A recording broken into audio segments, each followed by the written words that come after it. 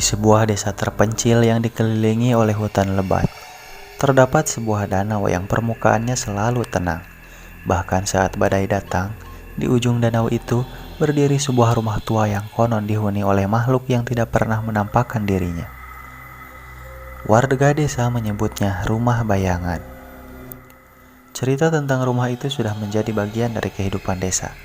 Setiap orang tua memperingatkan anak-anak mereka untuk tidak mendekati rumah tersebut. Namun, tidak ada yang tahu pasti apa yang ada di dalamnya, karena tidak ada yang berani mendekat. Arif, seorang pemuda dari desa, tidak percaya pada cerita-cerita mistis. Ia selalu berpikir bahwa rumah di ujung danau hanyalah rumah tua biasa yang ditinggalkan. Suatu hari, rasa penasarannya memuncak. Ia memutuskan untuk membuktikan bahwa semua cerita itu hanyalah mitos belaka. Dengan perahu kecil milik ayahnya, Arif mendayung ke ujung danau saat senja. Matahari yang perlahan tenggelam di balik pepohonan memberikan suasana yang mencekam. Angin dingin menyapu wajahnya, membuat bulu kuduknya berdiri. Saat perahu mendekati rumah itu, ia merasa ada sesuatu yang mengawasinya. Namun, ia mengabaikan perasaan itu. Hanya imajinasi, pikirnya kembali. Hanya imajinasi, pikirnya sambil menambatkan perahu di dermaga kayu yang sudah lapuk. Arif membuka pintu rumah itu dengan hati-hati. Pintu tersebut berderit keras, seperti menjerit setelah bertahun-tahun tidak disentuh. Di dalam, ia menemukan ruangan yang penuh dengan debu dan sarang laba-laba. Perabotan tua tersebar di seluruh rumah, seolah-olah ditinggalkan dengan tergesa-gesa. Namun, ada sesuatu yang tidak sesuai. Tidak ada bau apek atau busuk, seperti yang biasanya ada di rumah tua. Udara di dalam rumah justru terasa bersih, tetapi dingin.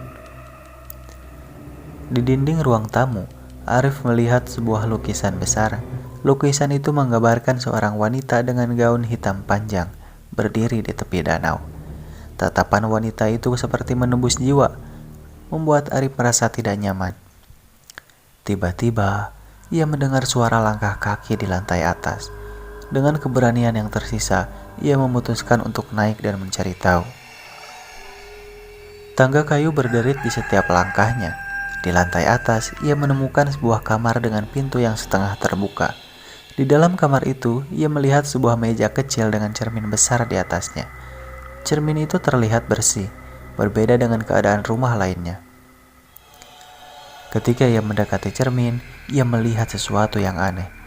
Bayangan di cermin tidak mengikuti gerakannya. Bayangan itu berdiri diam, menatapnya dengan tatapan yang dingin. "Siapa kau?" tanya Arif dengan suara gemetar. Bayangan itu tersenyum, lalu menghilang. Namun, sebelum Arif sempat bergerak, cermin itu tiba-tiba retak dengan suara keras. Dari retakan cermin, keluar kabut tebal yang perlahan memenuhi ruangan. Kabut itu membawa suara-suara berbisik.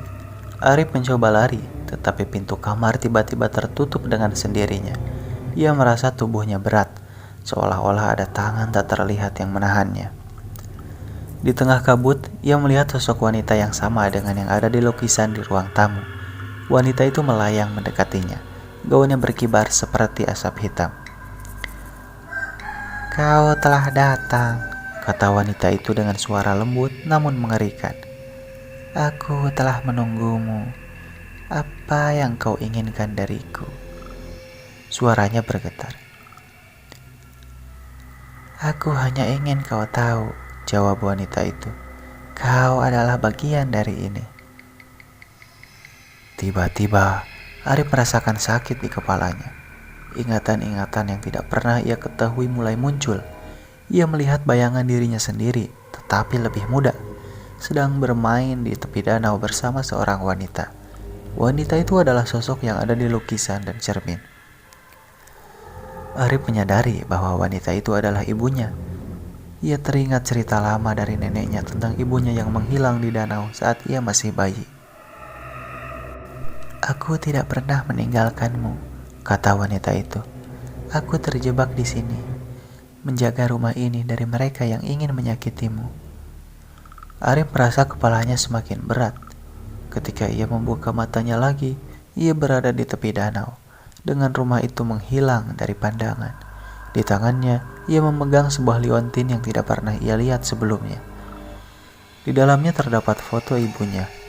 Desa kembali seperti biasa, tetapi Arif tahu rumah itu tetap ada, menunggu orang berikutnya yang cukup berani untuk mendekatinya. Tamat.